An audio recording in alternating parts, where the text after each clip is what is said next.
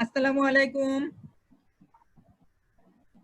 আলিম প্রথম বর্ষের মেয়েরা, গত ক্লাসে আমি তোমাদের বিশ্বগ্রাম ব্যবস্থার সংবাদ, বিনোদন ও সামাজিক যোগাযোগ, সাংস্কৃতিক বিনিময়, ভার্চুয়াল রিয়েলিটি এই টপিকসগুলো নিয়ে আলোচনা করেছিলাম, তাই না? আজকে আমরা বলেছিলাম যে তথ্য যোগাযোগ প্রযুক্তির সাম্প্রতিক প্রবণতা, আর্টিফিশিয়াল ইন্টেলিজেন্স এবং এর পরে হচ্ছে রোবোটিক্স, এই তিনটা বিষয় নিয়ে আলোচনা করব।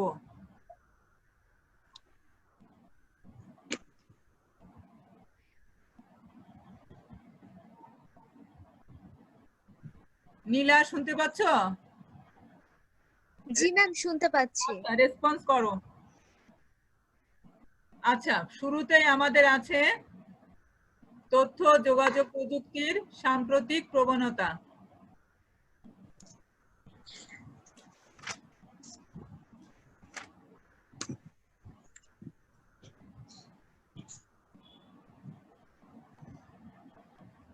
তথ্য ও তথ্য প্রযুক্তি, যোগাযোগ প্রযুক্তি বা টেলিকমিউনিকেশনস, কনজিউমার ইলেকট্রনিক্স ও বিনোদন ও গেম শিল্প পূর্বে এগুলো কি ছিল? পৃথক ছিল।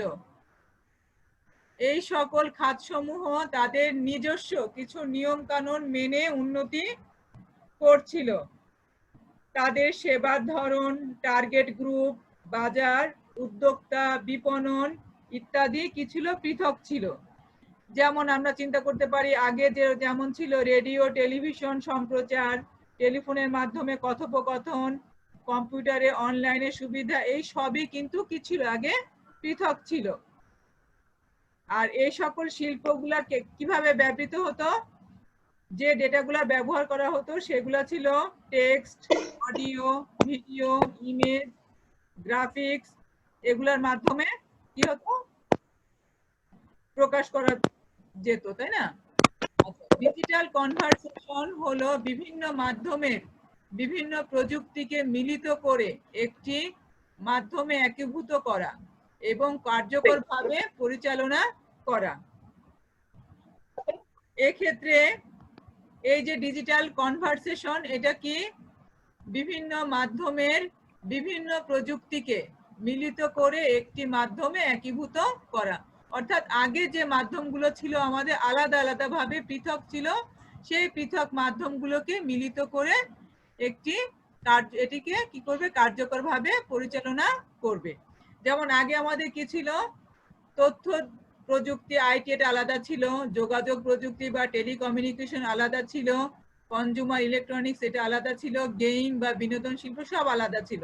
এই সবগুলোকে মিলায়েই হচ্ছে হয়ে গেল ডিজিটাল কনভারজেন্স। আচ্ছা, এখানে আমরা সবগুলোই বুঝতে পারছি, কিন্তু আমরা একটু সমস্যা হচ্ছে কনজিউমার ইলেকট্রনিক্স। কনজিউমার ইলেকট্রনিক্স বলতে বোঝা যায় ইলেকট্রনিক শিল্পের radio, television, fridge, cassette recorder, DVD, blue রে ডিস্ক, ব্লু রে ডিস্ক, ক্যামকর্ডার, ক্যামেরা ইত্যাদি শিল্প উপশাখাকে বোঝায়, যা মানুষের প্রত্যেক জীবনে ব্যবহৃত হয়।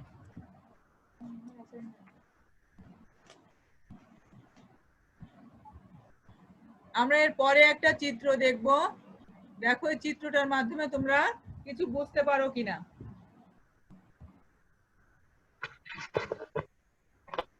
সুমাইয়া আফরোজ, বুঝতে পারছো এটা কি চিত্রটা দেখে?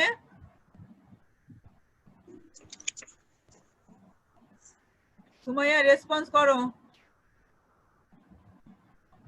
নীলা? জি ম্যাম, বুঝতে হ্যাঁ, পেরেছি। এই যে চিত্রটা হ্যালো। দেখতে পাচ্ছ না? জি ম্যাম। আচ্ছা, এই চিত্রটা দেখে কি ম্যাম বুঝতে এটা পারছো? ম্যাম এটা মূলত একটা আর্টিফিশিয়াল ইন্টেলিজেন্স। এই কারণেই বললাম, কারণ আমরা মোবাইলের মধ্যে অনেক কিছু একত্রে পাচ্ছি। যেমন মোবাইল দিয়ে আমরা ক্যালকুলেটর ইউজ করতে পারছি, সময় দেখতে পাচ্ছি, টেপ রেকর্ডারের কাজ করতে পারছি, ছবি তুলতে পারছি, এবং অনেক ধরনের কাজ একটার মাধ্যমে সম্ভব। এটা আচ্ছা, তার মানে আমাদের যে কাজগুলো ছিল, যে আইটির কাজ, তারপর যোগাযোগ কমিউনিকেশনের যে কাজ, তারপরে কম্পিউটার কনজিউমার ইলেকট্রনিক্স এর যে কাজ, গেম, অর্থাৎ সব কিছুর সমন্বয় আমাদের এই মোবাইল আইফোনটা, তাই না? অর্থাৎ এটা আমরা কি করতে জি পারি, ম্যাম। একটা ফোনের মাধ্যমে এতগুলো কাজকে আমরা কি করছি, একটা জায়গায় একটা যন্ত্রের মাধ্যমে মধ্যে নিয়ে আসছি, তাই না? জি আচ্ছা ম্যাম। আচ্ছা, এরপরে দেখো, তাহলে আমরা বুঝতে পারলাম যে তথ্য যোগাযোগ প্রযুক্তির যে সাম্প্রতিক প্রবণতা, তার মধ্যে হচ্ছে আমাদের এই মোবাইল ফোনের আবিষ্কার। অর্থাৎ মোবাইল ফোন হচ্ছে একদম ছোট্ট একটা ফোন, যার মাধ্যমে আমরা এতগুলো যন্ত্রের কাজ একটা মাত্র যন্ত্রের মাধ্যমে করতে পারছি, তাই না? আচ্ছা, নেক্সট জি ম্যাম। হচ্ছে আমাদের আর্টিফিশিয়াল ইন্টেলিজেন্স। আর্টিফিশিয়াল ইন্টেলিজেন্স মানুষ যেভাবে চিন্তা ভাবনা করে, কৃত্রিম উপায়ে কম্পিউটার সেভাবে চিন্তা ভাবনার রূপদান করাকেই আর্টিফিশিয়াল ইন্টেলিজেন্স বা কৃত্রিম বুদ্ধিমত্তা বলা হয়, তাই না? আচ্ছা, জি। কৃত্রিম বুদ্ধিমত্তা বা আর্টিফিশিয়াল ইন্টেলিজেন্স হচ্ছে কম্পিউটার বিজ্ঞানের একটি শাখা, যেখানে মানব জাতির বুদ্ধিমত্তার মতো কম্পিউটার আচরণ করতে পারে।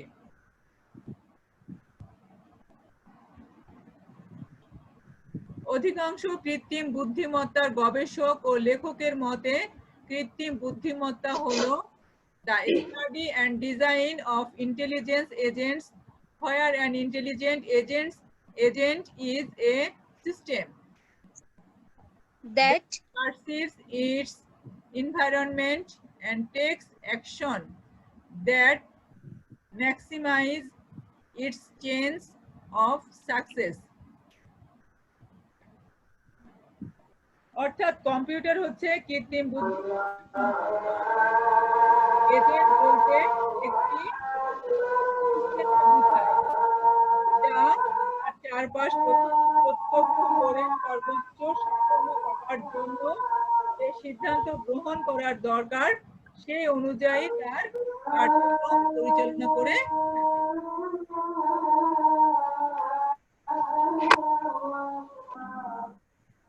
আর্টিফিশিয়াল ইন্টেলিজেন্স বা কৃত্রিম বুদ্ধিমত্তাকে প্রয়োগ করার জন্য বিভিন্ন ধরনের প্রোগ্রামিং ল্যাঙ্গুয়েজের ব্যবহার করা হয়, যেমন LISP, CLISP,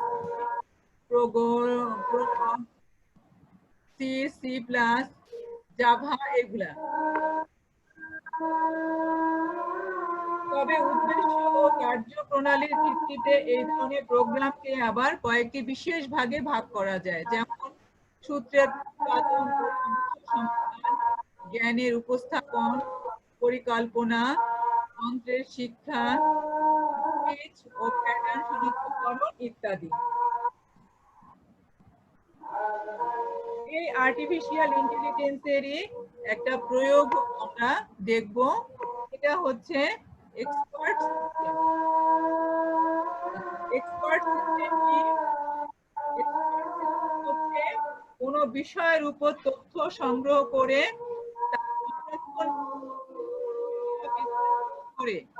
ওই বিষয়ের উপর প্রশ্ন করে কম্পিউটার থেকে তার জেনে নেওয়ার ব্যবস্থাকে বলা হয় এক্সপার্ট সিস্টেম।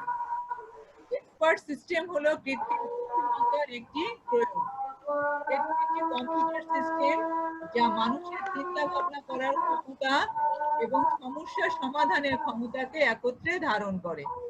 আচ্ছা, নিচের চিত্রটা আমরা একটু লক্ষ্য দেখো। এখানে চিত্রটার প্রথম বাম পাশ থেকে যদি আমরা বলতে যাই, তাহলে দেখো এখানে আছে not expert, non expert user, আছে কোয়ারি। এরপরে আমাদের একটা এক্সপার্ট সিস্টেম আছে। এই সিস্টেমের মধ্যে আবার এর মধ্যে তিনটে ভাগ আমরা দেখতে পাচ্ছি, একটা নলেজ বেস, একটা হচ্ছে ইনফারেন্স ইঞ্জিন, আর একটা হচ্ছে ইউজার ইনফারেন্স। আর সবচেয়ে ডানে আছে আমরা দেখতে পাচ্ছি নলেজ ফ্রম অ্যান এক্সপার্ট, অর্থাৎ একটা এক্সপার্ট থেকে নলেজটা, অর্থাৎ জ্ঞান আমাদের কোথায় যাচ্ছে, এক্সপার্ট সিস্টেমের নলেজ বেজে যাচ্ছে, তাই না? আচ্ছা, এই সিস্টেমটা কি করে? কম্পিউটারকে বিশাল তথ্য ভান্ডার দিয়ে সমৃদ্ধ করে, যাকে আমরা বলছি নলেজ বেস বা জ্ঞান ভান্ডার। এই জ্ঞান ভান্ডারে যে কোনো নির্দিষ্ট বিষয়ের উপর প্রশ্ন করে উত্তর জেনে নেওয়া যায়। এজন্য উচ্চ ক্ষমতা সম্পন্ন অনেকগুলো মাইক্রোপ্রসেসর ও চিপ ব্যবহার করে প্রোগ্রামিং এর মাধ্যমে কৃত্রিম বুদ্ধিমত্তা তৈরি করা হয়, যাকে আমরা এখানে ইনফারেন্স ইঞ্জিন বলা হয়। একটি ইউজার ইন্টারফেসের সাহায্যে মানুষের সাথে ইনফারেন্স ইঞ্জিনের মিথস্ক্রিয়ার মাধ্যমে সমস্যার সমাধান করা হয়। প্রোগ্রামে যদি ভুল না থাকে তাহলে এক্সপার্ট সিস্টেম কাজ করতে কোনো ভুল করে না।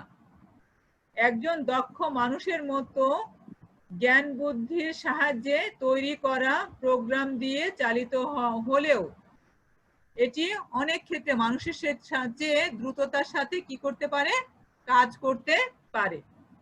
এক্সপার্ট সিস্টেম সাধারণত একজন দক্ষ মানুষের সমতুল্য হতে পারে, কিন্তু একজন মানুষের বিকল্প হতে পারে না। ঠিক আছে?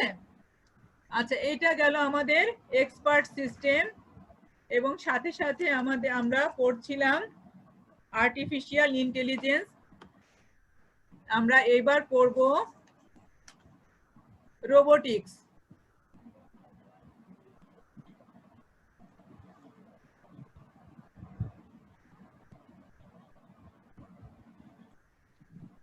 রোবোটিক্স টেকনোলজির যে শাখায় রোবটের নকশা, গঠন ও কাজ সম্পর্কে আলোচনা করা হয় সেই শাখাকেই রোবোটিক্স বলা হয়। রোবোটিক্স শব্দের উৎপত্তি হয়েছে রোবট শব্দ থেকে। কম্পিউটার নিয়ন্ত্রিত যে মেশিন মানুষের মতো কাজ করতে পারে তাকে বলা হয় রোবট। রোবট হচ্ছে কম্পিউটার নিয়ন্ত্রিত একটি স্বয়ংক্রিয় ব্যবস্থা যা মানুষ যেভাবে কাজ করে তা সেভাবে কাজ করতে পারে, অথবা এর কাজের ধরন দেখে মনে হবে এর কৃত্রিম বুদ্ধিমত্তা আছে। রোবটে কৃত্রিম বুদ্ধিমত্তার প্রয়োগ করা হয়। রোবট অত্যন্ত দ্রুত, ক্লান্তিহীন ও নিখুঁত কর্মক্ষম একটি যন্ত্র। এটি একটি স্বনিয়ন্ত্রিত কম্পিউটার পদ্ধতি। রোবটের সাহায্যে যে কোনো প্রতিকূল পরিবেশে কাজ করা এবং শিল্প কারখানায় উৎপাদন স্বয়ংক্রিয় করা যায়।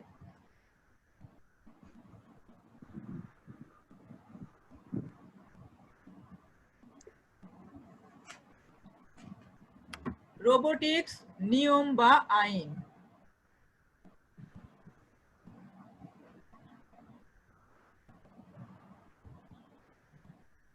আইজ্যাক অ্যাসিমভ রোবট সায়েন্স ফিকশন ও বিজ্ঞান বিষয়ক জনপ্রিয় আমেরিকান লেখক এবং বায়োকেমিস্ট্রির অধ্যাপক কে আইজ্যাক অ্যাসিমভ। তিনি রোবোটিক্সের 3টি নিয়ম বা আইনের কথা তুলে ধরেন। সেগুলো হলো: নিয়ম 1, রোবট কখনোই কোনো মানুষের ক্ষতি করবে না অথবা উদাসীন্য বা অপবৃত্তির মাধ্যমে কাউকে ক্ষতির সুযোগ দিবে না। নিয়ম 2, প্রথম নিয়মের সাথে সাংঘর্ষিক না হয়ে রোবট সবসময় মানুষের নির্দেশ মেনে চলবে। নিয়ম 3, রোবট অবশ্যই তার নিজের অস্তিত্ব টিকিয়ে রাখবে যতক্ষণ না প্রথম ও দ্বিতীয় নিয়মের সাথে সাংঘর্ষিক হয়। এই হলো আমাদের রোবোটিক্সের নিয়ম বা আইন। এবার আমরা পড়ব রোবটের চেহারা বা অবয়ব কেমন হবে। আমাদের আসলে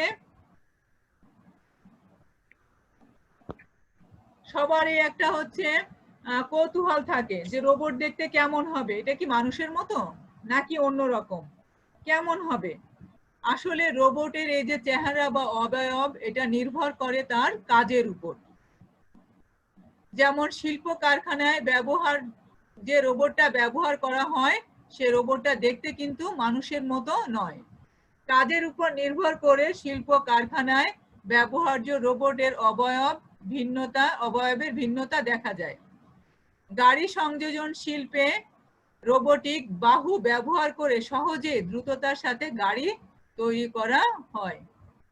মানব শরীরের সাথে সদৃশ রেখে যে সকল রোবট তৈরি করা হয় তাদেরকে বলা হয় মানব সদৃশ রোবট বা হিউম্যানয়েড বলে।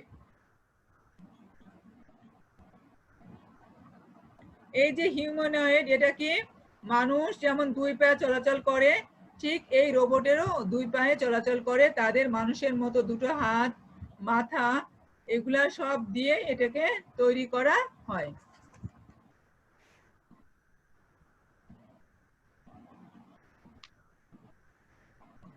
আমরা এখানে তিনটে রোবট দেখতে পাচ্ছি।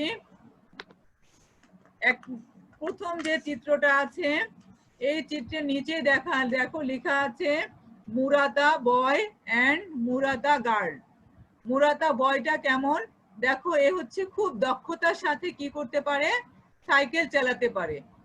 মুরাতা বয় যে সে, আর মুরাতা গার্ল যে দেখো সে কিন্তু সে হচ্ছে এক চাকার সাইকেল চালাতে পারে, আবার দুটো হাত তার দেখো দুই পাশে সমান করে দেওয়া আছে, তো খুব দক্ষতার সাথে এ এক চাকার সাইকেল চালাতে পারে। এছাড়া আমরা আরো একটা রোবটের পাশে দেখতে পাচ্ছি অ্যাসিমো রোবট। এটা পুরোপুরি দেখতে একদম মানুষের মতোই এবং মানুষের মতো বিশেষ কাজ এই রোবটটা করতে পারে। এগুলা সবই মানব সদৃশ রোবট বা হিউম্যানয়েড রোবট। ম্যাম এটাও তো একটা আর্টিফিশিয়াল ইন্টেলিজেন্স। হ্যাঁ, তা তো অবশ্যই। আচ্ছা, এইবার আমরা জানবো এই যে রোবট আমরা দেখছি, রোবটটা কিভাবে কাজ করে।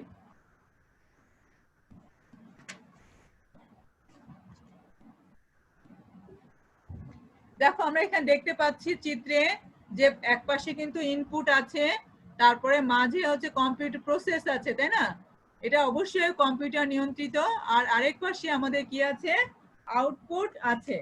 তাহলে আমরা বুঝতে পারছি যে একটা রোবট কম্পিউটার প্রোগ্রামের সাহায্যে নিয়ন্ত্রিত হয়, তাই না? রোবটের ইনপুট কি করা হয় বিশেষ ধরনের সেন্সরের মাধ্যমে। দেখো এখানে সেন্সর আছে, সেন্সরের সাহায্যে পরিবেশ থেকে ইনপুট নেয়। বিশেষ ধরনের সেন্সরের সাহায্যে কি করে রোবট পরিবেশ থেকে ইনপুট নেয়। এরপরে প্রোগ্রামের মাধ্যমে প্রক্রিয়াকরণের পর অ্যাকচুয়েটরের মাধ্যমে আউটপুট প্রকাশিত বা প্রদর্শিত হয়। এখানে কম্পিউটারের মাধ্যমে অর্থাৎ অ্যাকচুয়েটর বা আউটপুট প্রদর্শিত হয়। রোবট সাধারণত নিম্নলিখিত অংশগুলো নিয়ে অংশসমূহ বিদ্যমান। রোবটে এই জিনিসগুলো অবশ্যই থাকবে, তাই না? প্রোগ্রামকৃত মস্তিষ্ক বা processor, electric circuit, power system, actuator, অনুভূতি, ম্যানিপিউলেশন বা পরিবর্তন করা, আর মুভেবল বডি ইত্যাদি থাকবে হচ্ছে একটা কম্পিউটারে, একটা রোবটের মধ্যে, তাই না? এবার আমরা এই অংশগুলো নিয়ে সামান্য আমরা অল্প কিছু আলোচনা করব। প্রথমে আমাদের আছে প্রোগ্রামকৃত মস্তিষ্ক বা প্রসেসর। রোবটের মধ্যে এক বা একাধিক প্রসেসর থাকে যাতে রোবটকে কেন্দ্রীয়ভাবে নিয়ন্ত্রণ করার একটি প্রোগ্রাম সংরক্ষিত থাকে। এটি রোবটের মূল অংশ, যা রোবটের চলাচল ও কর্মকাণ্ড সহ সকল কিছু নিয়ন্ত্রণ করে। এরপরে আছে পাওয়ার সিস্টেম। সাধারণত লেড অ্যাসিড ব্যাটারি দিয়ে রোবটের পাওয়ার দেওয়া হয়। এই ব্যাটারি রিচার্জেবল, অর্থাৎ এতে পুনরায় চার্জ করা যায়। এজন্য কাজ করার পূর্বে আমাদের কি করতে হবে, রোবটকে অবশ্যই চার্জ দিয়ে নিতে হবে। অ্যাকচুয়েটর, রোবটের হাত, পা অথবা বিশেষভাবে তৈরি কোনো অঙ্গ প্রত্যঙ্গের নড়াচড়া করার জন্য কতকগুলো বৈদ্যুতিক মোটরের সমন্বয়ে তৈরি বিশেষ ব্যবস্থা হলো অ্যাকচুয়েটর। একে রোবটের হাত ও পায়ের পেশি বলেও অভিহিত করা হয়। অনুভূতি, সেন্সরের মাধ্যমে রোবটেও মানুষের মতো অনুভূতি তৈরি হয়। কাজেই অনুভূতি রোবটের একটি বিশেষ উপাদান। এরপরে আছে ম্যানিপুলেশন বা পরিবর্তন করা। রোবটের আশেপাশের বস্তুগুলোর অবস্থান পরিবর্তন বা বস্তুটি পরিবর্তন করার যে পদ্ধতি সেটাকেই বলা হয় হচ্ছে ম্যানিপুলেশন। সাধারণত রোবটের হাত পা এই পরিবর্তনের যাবতীয় কাজ করে থাকে। এছাড়া আমরা সর্বশেষে আমরা দেখেছিলাম মুভেবল বডি, অর্থাৎ যেটা নড়াচড়া করানো যায়। রোবটের চাকা, যান্ত্রিক পা এবং স্থানান্তর করা যায় এমন যন্ত্রপাতি যুক্ত থাকে কোথায়? এই রোবটের মধ্যে। এইবার আমরা পড়ব রোবটের বৈশিষ্ট্য। রোবট সফটওয়্যার নিয়ন্ত্রিত, যা সুনির্দিষ্ট কোনো কাজ অত্যন্ত দ্রুত ও নিখুঁতভাবে সম্পন্ন করতে পারে। রোবট দিনে 24 ঘন্টা এবং প্রতিদিন কোনো বিরতি ছাড়াই কাজ করতে পারে। রোবট যে কোনো ঝুঁকিপূর্ণ বা অস্বাস্থ্যকর স্থানে কাজ করতে পারে। রোবট কখনো বিরক্তি হয় না বা কাজকে ঘৃণা করতে পারে না। দূর থেকে লেজার রশ্মি বা রেডিও সিগন্যালের সাহায্যেও রোবট নিয়ন্ত্রণ করা যায়। এটি ঘুরতে এবং স্থানান্তরিত হতে পারে এবং পরিবেশের বস্তু নিয়ে কাজ করতে পারে। এইগুলা গেল তো হচ্ছে আমাদের রোবটের কিছু বৈশিষ্ট্য।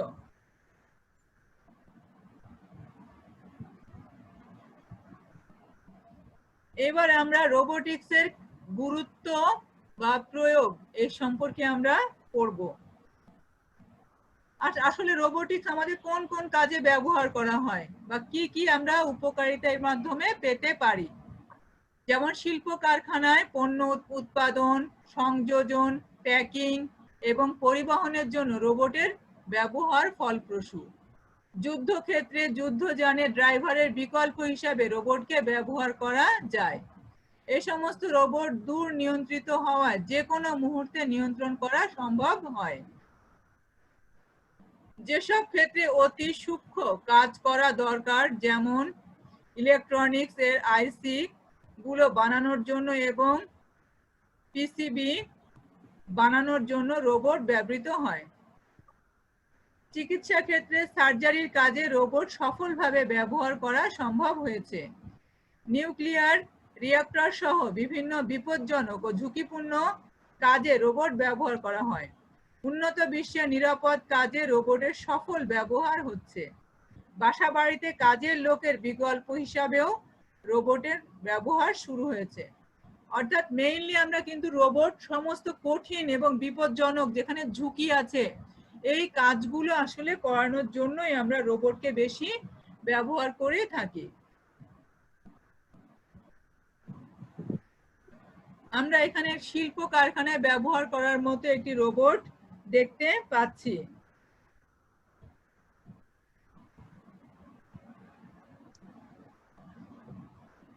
আমরা এই চিত্রে দেখতে পাচ্ছি যে একটা গাড়ি শিল্পে রোবট কাজ করছে। কিভাবে? শুধুমাত্র কিন্তু শুধু বাহুগুলো আছে, তাই না? হাতের মাধ্যমে কি করছে? একটা গাড়ি শিল্পে রোবটগুলো কাজ করছে। শিল্প কারখানায় ব্যবহার্য রোবট। শিল্প কারখানায় ব্যবহার্য রোবটের সুবিধা।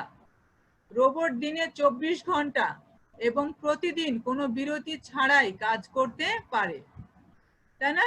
রোবটকে কোনো বেতন দিতে হয় না, ফলে উৎপাদন প্রক্রিয়া আর্থিকভাবে সাশ্রয়ী হয়। মানুষের তুলনায় রোবট কোনো কাজ অত্যন্ত দ্রুত ও নিখুঁতভাবে সম্পন্ন করতে পারে। শিল্প কারখানায় ব্যবহার্য রোবটের অসুবিধা। মানুষ কর্মহীন হয়ে পড়ছে কারণ তাদের কাজগুলো রোবট করে দিচ্ছে। আর কি হতে পারে?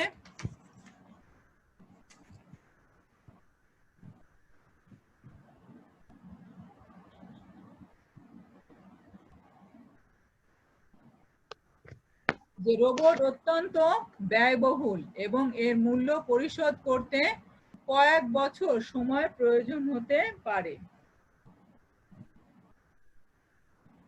আর কি রোবটের আরেকটা অসুবিধা আমরা বলতে পারি এরকম, যে রোবট কিন্তু কোনো পরিবর্তনশীল পরিস্থিতি যদি হয় তাহলে সেখানে মানুষ যেমন মানিয়ে নিতে পারে, রোবট কিন্তু সেটা পারে না, কারণ তার ভিতর কিন্তু ওই সফটওয়্যারের ভিতরে দেয়া নেই।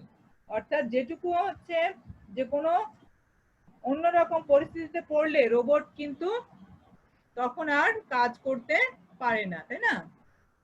এই গেল জি ম্যাম। আমাদের রোবটের আরো একটা অসুবিধা।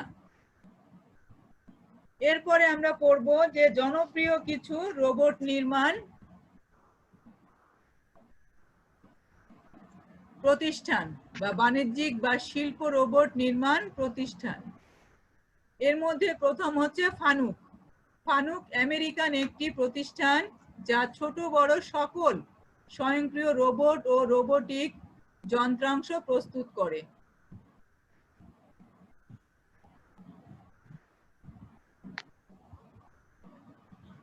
আমাদেরকে আবার নতুন করে জুমে ঢুকতে হবে, আমাদের সময় শেষ হয়ে গেছে নীলা, আমি নতুন করে আবার ঢুকছি। জি ম্যাম।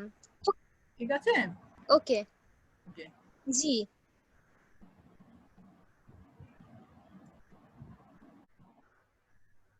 জুমের নির্ধারিত সময় অর্থাৎ 40 মিনিট শেষ হয়ে যাওয়ার পরে আমাদের পুনরায় আবার জুমে ঢুকতে হয়েছে। আমাদের অল্প একটু পড়া আছে, আমরা এটুকু একটু দেখে নিই। আচ্ছা, জনপ্রিয় বাণিজ্যিক বা শিল্প রোবট নির্মাতা প্রতিষ্ঠান। প্রথমে আছে ফানুক। ফানুক আমেরিকান একটি প্রতিষ্ঠান যা ছোট বড় সকল স্বয়ংক্রিয় রোবট ও রোবোটিক যন্ত্রাংশ প্রস্তুত করে। ইয়াসকাওয়া মোটোম্যান 1989 সালে প্রতিষ্ঠিত হয়।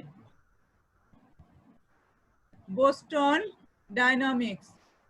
বর্তমানে গুগলের মালিকানাধীন বোস্টন ডাইনামিক্স বিশ্বের সর্বাধুনিক রোবট তৈরি করে। আই রোবট 1990 সালে MIT কর্তৃক প্রতিষ্ঠিত আই রোবট নামক প্রতিষ্ঠানটি বিভিন্ন ধরনের কনজিউমার রোবট বা হোম রোবট তৈরি করে বিশ্বে জনপ্রিয় হয়েছে। ম্যাডাম সোফিয়া রোবটকে কে তৈরি করছে? কোনটা? ম্যাডাম ওই যে সোফিয়া আছে না? সোফিয়া? জি জি সোফিয়া।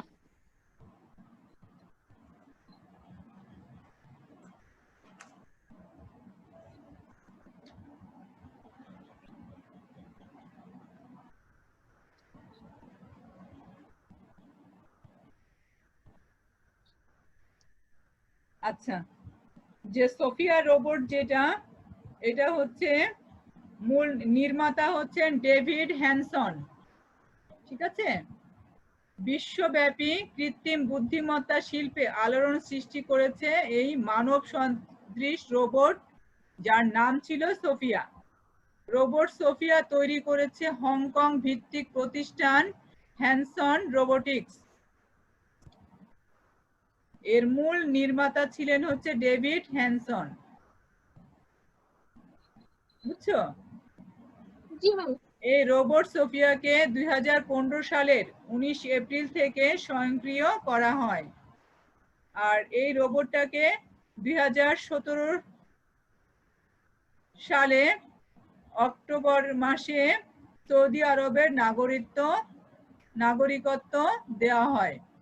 এটি প্রথম রোবট যে কোনো দেশের নাগরিকত্ব লাভ করেছে। ঠিক আছে? 1917 সালের ডিসেম্বরে বাংলাদেশে অনুষ্ঠিত দক্ষিণ এশিয়ার সবচেয়ে বড় প্রযুক্তি উৎসব ডিজিটাল ওয়ার্ল্ডে অংশ নিয়েছে সিঙ্গাপুরের তৈরি ও সৌদি আরবের নাগরিকত্ব পাওয়া এই রোবট সোফিয়া। ঠিক আছে? জি ম্যাম, থ্যাংক ইউ। আচ্ছা, এখানে জনপ্রিয় কিছু বাণিজ্যিক ও শিল্প রোবট নির্মাতা প্রতিষ্ঠানের নামগুলা এখানে আছে।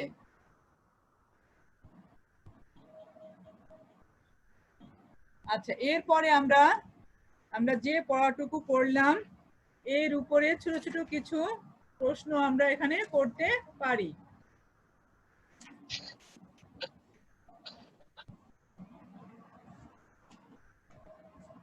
আচ্ছা সুমাইয়া আফরোজ বলো জি তো, ম্যাম। এক্সপার্ট সিস্টেম কার হচ্ছে কৃত্রিম বুদ্ধিমত্তার কি এটা? এক্সপার্ট সিস্টেম যেটাকে আমরা ব্যবহার করলাম এটা কি কৃত্রিম বুদ্ধিমত্তার সাথে কোনোভাবে সম্পৃক্ত? তোমার কাছে কি মনে হয়? জি ম্যাম, কি এটা? একটা artificial intelligence. Expert system artificial intelligence এটা, তাই না? অর্থাৎ কৃত্রিম বুদ্ধিমত্তার একটা প্রয়োগই হচ্ছে আমাদের কি এক্সপার্ট সিস্টেম, তাই না? জি।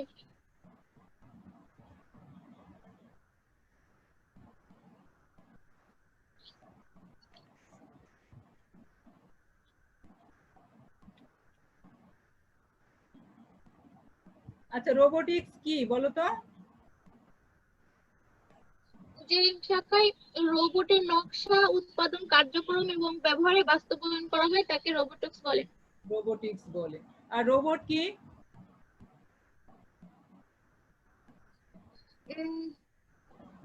রোবট রোবট হচ্ছে কম্পিউটার নিয়ন্ত্রিত একটা যন্ত্র বা মেশিন যেটা মানুষের মতো কিছু কাজ করতে পারে, তাই না? এটা কিন্তু কম্পিউটার নিয়ন্ত্রিত পুরোপুরি, তাই না? আচ্ছা রোবটের অবয়ব বা চেহারা কার উপর ডিপেন্ড করে? শিল্প কারখানা বা কাজের ধরন। কাজের ধরনের উপর নির্ভর করে আসলে রোবটের অবয়ব বা চেহারাগুলো, তাই না? আচ্ছা জি। রোবটের কয়েকটা অংশে বিভক্ত করেছে, 3টে অংশের নাম বলতে পারবা? যে কোনো 3টে অংশের নাম। ইনপুট, না ইনপুট প্রসেসিং। একটা রোবট তৈরি করতে গেলে আমাদের কিছু জিনিস আমাদের ওর ভিতর দিতে হবে, তাই না? সেই জিনিসগুলো কি কি? যান্ত্রিক কাজ করার জন্য বৈদ্যুতিক ব্যবহারের ব্যবস্থা থাকতে হবে, কম্পিউটার প্রোগ্রামিং দিয়ে নিয়ন্ত্রণ করা হবে এবং হ্যাঁ। নির্দিষ্ট কাজ তৈরি করার জন্য বিশেষ যন্ত্র গঠন করতে হবে।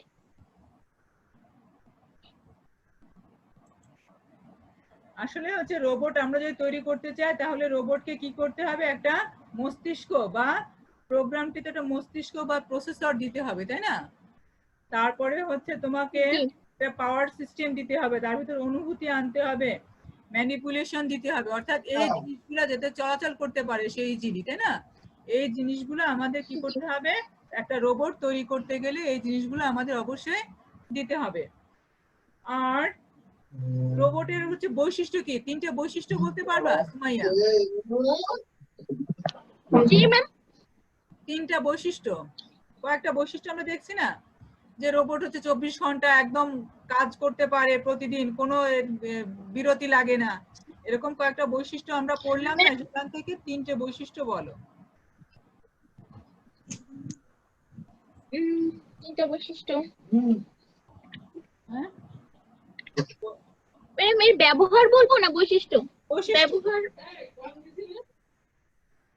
এটা কোনো ঝুঁকিপূর্ণ বা অস্বাস্থ্যকর জায়গায় কি কাজ করতে পারে? বলো কোনো ঝুঁকিপূর্ণ জায়গায় কাজ? বলছি বিপজ্জনক কাজে, শিল্প কারখানায়, হ্যাঁ চিকিৎসা ক্ষেত্রে, সামরিক ক্ষেত্রে, শিক্ষা ও বিনোদনের ক্ষেত্রে, নিরাপত্তা, পর্যবেক্ষণ, মহাকাশ গবেষণা, ঘরোয়া কাজে ইত্যাদি আরো অনেক কাজ ব্যবহার করা হয়। অনেক কাজে আমরা কি করতে পারি? রোবটকে ব্যবহার করতে পারি। আচ্ছা নীলা, রোবটের হচ্ছে কিছু প্রয়োগ বলো। প্রয়োগ জি ম্যাম। বলো।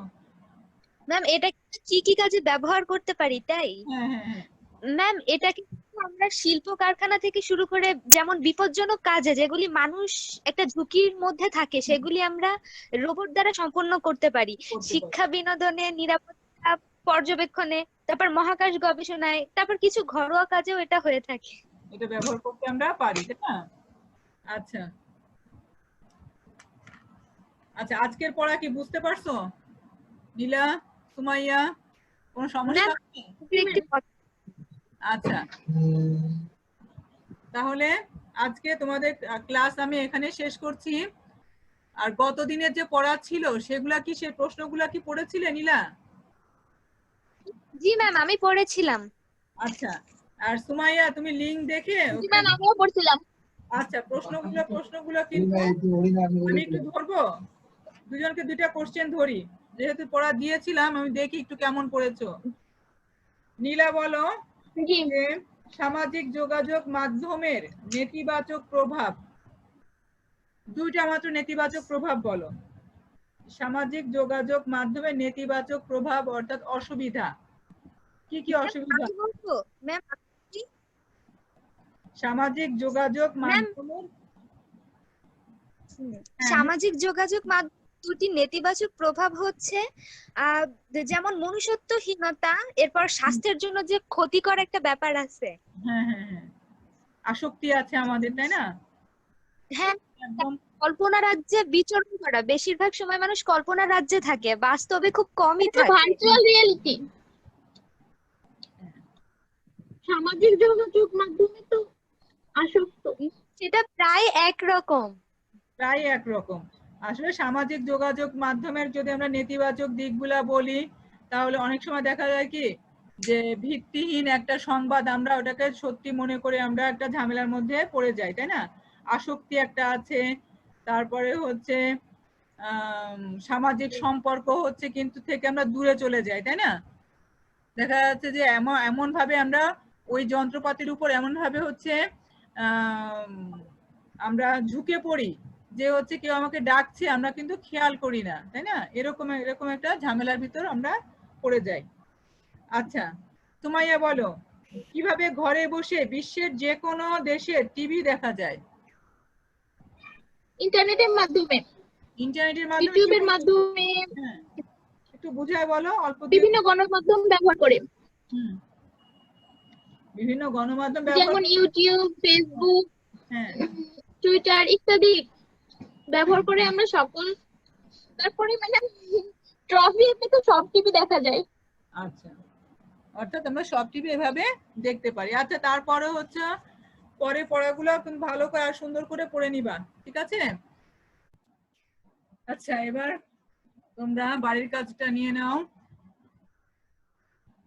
প্রথম প্রশ্ন, এক্সপার্ট সিস্টেম কিভাবে ব্যবসায় ব্যবহার করা যায়?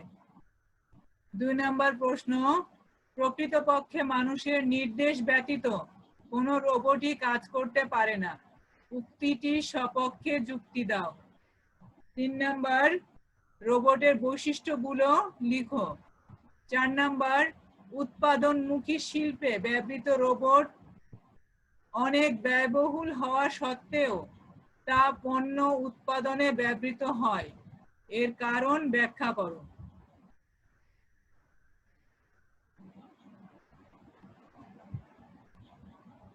এই প্রশ্নগুলো বাড়িতে পড়বা, বইয়ের সাহায্য নিবা, নিয়ে এই প্রশ্নগুলোর উত্তর করার চেষ্টা করবা। আজকে ক্লাস এখানে শেষ করছি। তোমাদের সবাইকে ধন্যবাদ। আল্লাহ হাফেজ।